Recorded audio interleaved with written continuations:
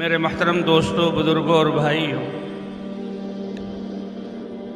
انسان یہ دنیا میں خود نہیں آیا بلکہ اس کو دنیا میں بھیجا گیا ہے، اور یہ زندگی انسان کو امانت کے طور پر ملی ہے، اور انسان کو ہم سب کو دنیا میں رہنے کے لیے نہیں بھیجا گیا بلکہ جانے کے لیے بھیجا گیا ہے۔ کوئی انسان یہاں رہنے والا نہیں ہے۔ اگر کسی کے لیے دنیا کی ہمیشہ کی زندگی ہوتی تو حضرت محمد صلی اللہ علیہ وسلم کو بڑی لمبی زندگی دی جاتی، ہمیشہ کی زندگی دی جاتی۔ وہ بھی اس دنیا سے چلے گئے، تو یہ دنیا جو ہے گزرگاہ ہے، مسافر خانہ ہے، اور منزل اللہ نے آخرت بنائی ہے، اور وہ کبھی ختم نہ ہونے والی زندگی ہے، کبھی ختم نہ ہونے والی۔ وہاں موت نہیں ہے، موت کو بھی ذبح کر دیا جائے گا، اور اللہ نے انسان کو جنت میں داخل کرنے کے لیے، کامیابی حاصل کرنے کے لیے دنیا میں بھیجا ہے۔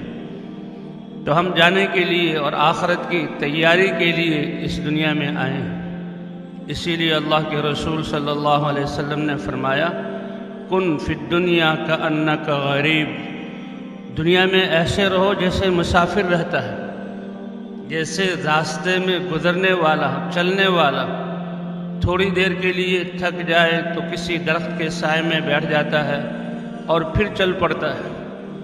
تو مسافر کے سامنے اپنی منزل ہوتی ہے، اور منزل میں پہنچنے میں دیر ہو تو اس کو کوفت اور پریشانی ہوتی ہے، گاڑی لیٹ ہو گئی، جہاز لیٹ ہو گیا، راستہ صاف نہیں ہے، آپ لوگوں کے ہاں کوئی عارضہ پیش آ گیا تو پریشانی، اور سواری جب جلدی پہنچ جائے اپنی منزل کو تو خوشی ہوتی ہے، اور اس کو بتایا جاتا ہے۔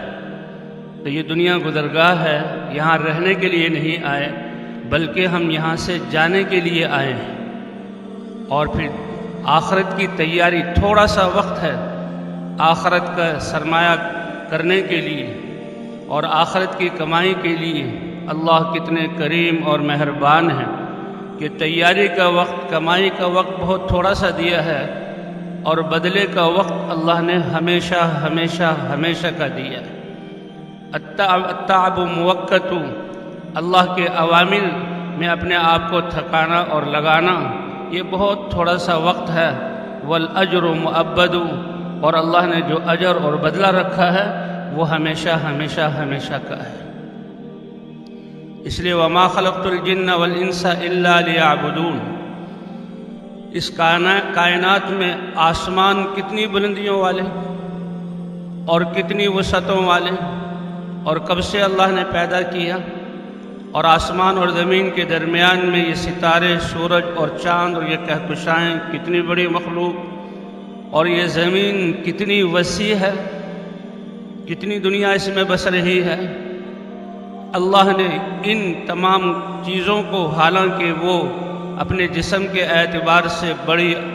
اور ان کی زندگی بہت بڑی، اللہ نے ان چیزوں کو وہ حیثیت اور مرتبہ نہیں عطا فرمایا جو اللہ نے انسانوں کو مرتبہ عطا فرمایا ہے۔ وَلَقَدْ كَرَّمْنَا بَنِي آدم کی اولاد انسانوں کو ہم نے بڑی عزت اور شرافت بخشی ہے کہ یہ ساری چیزوں کو اللہ نے انسان کی خدمت کے لیے بنایا ہے۔ هُوَ الَّذِي خَلَقَ لَكُم مَّا فِي الْأَرْضِ جَمِيعًا، اللہ فرماتے ہیں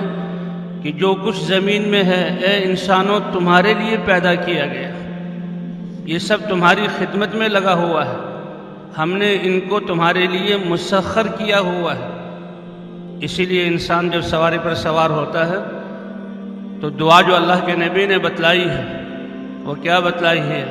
سبحان الذی سخر لنا ھذا وما كنا له مقرنین وإنا إلی ربنا لمنقلبون، پاک ہے وہ ذات جس نے ہمارے لیے اس سواری کو مسخر کیا اور ہماری خدمت میں لگایا، اور جس نے اس مسافر خانے میں، گزرگاہ میں، امتحان کی تیاری کرنے کے زمانے میں یہ نعمت ہماری خدمت میں ہمارے لیے مسخر کر دی۔ وَإِنَّا إِلَىٰ رَبِّنَا لَمُنْقَلِبُونَ، ہم اس اللہ کی طرف لوٹنے والے ہیں۔ تو اس نے جو جزا کا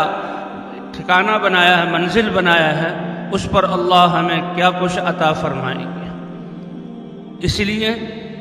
سارے انبیاء کرام آدم علیہ السلام سے لے کر حضرت محمد صلی اللہ علیہ وسلم تک تمام نبیوں نے انسانوں کو یہ سمجھایا کہ تم دنیا میں رہنے کے لیے نہیں آئے ہو، تمہارا ٹھکانہ جنت ہے، اور اللہ نے تمہیں کامیاب کرنے کے لیے بنایا ہے، اور کامیابی کی سب سے پہلی اور بنیادی چیز اللہ کو پہچاننا ہے، اللہ کی ذات پر ایمان لانا ہے۔ جی ہاں، اللہ کی مرضیات کو پہچان کر اس پر عمل کرنا ہے۔ سارے نبیوں نے اس بات کی دعوت دی، 1,24,000 انبیاء کرام، اور سب سے آخر میں سارے نبیوں کے سردار حضرت محمد صلی اللہ علیہ وسلم تشریف لائے۔ حضرات انبیاء کرام انسانوں میں سب سے زیادہ برگزیدہ اور پاکیزہ روحوں والے اور اللہ کے ہاں بہت محبوب نبیوں نے اپنی قوموں پر محنت کی اور دعوت دی اور اللہ کی طرف بلایا، یا قوم اعبدوا اللہ، اے میری قوم اکیلے اللہ کی عبادت کرو، اللہ کے علاوہ کوئی عبادت کے لائق نہیں۔ یہ انسان کے لیے سب سے بڑا مرتبہ اللہ کی عبادت، یہ سب سے بڑا اعزاز ہے انسان کے لیے۔ اللہ نے اپنے نبی حضرت محمد صلی اللہ علیہ وسلم کو جو معراج کا اعزاز بخشا، بیت اللہ سے بیت المقدس اور بیت المقدس سے 7 آسمان اور اللہ کے دربار میں حاضر ہوئے، اللہ نے قرآن پاک میں جو بیان کیا، سبحان الذی اسری بعبدہ لیلا من المسجد الحرام الی المسجد الاقصی الذی بارکنا حولہ،